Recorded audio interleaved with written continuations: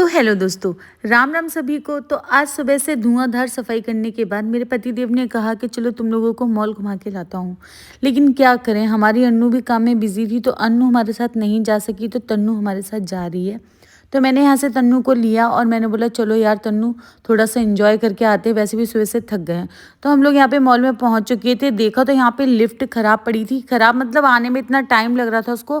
फिर हमने सोचा सीढ़ियों से ही चलते हैं। सीढ़ियों से हम चले तो गए थे, पर हमारी तो पूरी बैंड बज गई थी, मेरे पे तो नहीं चला जा रहा था भाई।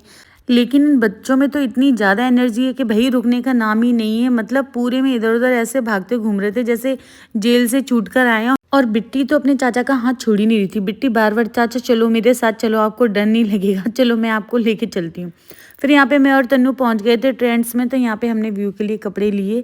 फिर जैसा कि हमारा काम है कि जब भी हम कहीं जाते हैं तो सबसे पहले हमें खाने की पड़ती है। हम लोग शॉपिंग वगैरह कुछ भी हो, कुछ भी मतलब सब छोड़ देते हैं, बस खाने की पड़ती हो। और तन्नू साथ में हो तो फिर समझ लो सबसे पहले खाना ही पड़ता है। और वैसे इस मामले में मैं भी कम नहीं हूँ, मुझे भी भाई, मैं भी कहीं जाती हूँ तो मुझे भी खाने की सबसे ज़्यादा ज़रूरत होती है। मुझे ऐसा लगता है कि जब तक मैं कुछ खा नहीं लेती, मुझे तो मेरी दुनिया वीरान सी ही लगती है। ऐसा लगता है मेरी लाइफ में कुछ है ही नहीं बिना खाने के। मुझे तो लगता है कभी कभी मेरा जन्म ही इसीलिए हुआ है कि मैं बस खाऊं पीऊं मस्त रहूं बस। बाकी मुझे किसी चीज़ों से कोई मतलब नहीं है। तो यहाँ पे देख सकते हैं तन्नू भक्केगी और पेस्ट्री लेके आई है। और यहाँ पे ये दोनों भाई बहन अपनी अलग ही दुनिया में लगी थी। दोनों ने अपनी पसंदीदा चीज़ें ले तो ली थी, बट इन पे खब नहीं रही थी क्योंकि इनका पेट हो चुका था फुल। फिर हमें याद आया यार, जिस काम के लिए हम लोग आए थे वो काम तो हमने किया ही नहीं। तो हम लोग यहाँ पे घुस गए थे शॉपिंग करने के लिए। और तन्नू को देखो, भीख मांगने के लिए वीआईपी डब्बे ले रहे हैं। वीआईपी डब्बे ले रहे, देखो मेरी तो ये वाली है। फिर जब तक विहू के पापा गाड़ी पार्किंग से लेके आ रहे थे तो हमने सोचा क्यों ना तब तक हम टिक्की पी लेते हैं और पनीर चीला खा लेते हैं। फिर यहाँ पे हमने पैक कराया था और खाया भी था। तब तक वो गाड़ी लेके आ चुके थे। फिर हम लोग गाड़ी में बैठ गए और हम लोग चल दिए आईसीएच के लिए। आईसीएच में मिलता है सबसे बेस्ट डोसा। इतने आईसीएच बोले तो इंडियन कैफे हाउस, यहाँ पर डोसा मतलब सारी ही खाने की चीज़ें मिलती हैं।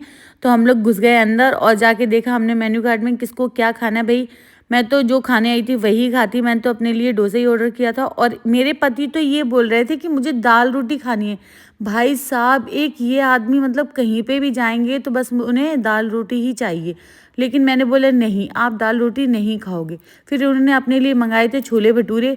भाई भटूरे तो इतने बड़े आए थे कि उन पे खा भी नहीं रहे थे। वो बोल रहे थे तुम मेरा साथ नहीं दोगी तो मैं अकेले नहीं खा पाऊंगा। तो मैंने बोला जब बोल रहे हैं तो मैं खा ही लेती। और वैसे भी मैं अन्न का अपमान कभी नहीं करती हूँ, मैं कभी भी खाना वेस्ट नहीं करती हूँ, चाहे कुछ भी हो। एक तो इतना महंगा खाना, ऊपर से फिर वेस्ट कर दो, भाई मेरे से तो नहीं होता, मैं तो खा लेती हूँ। फिर यहाँ पे तन्नू का भी आ चुका था डोसा। उसके बाद में यहाँ पे पाव भाजी आ चुकी थी और सब लोग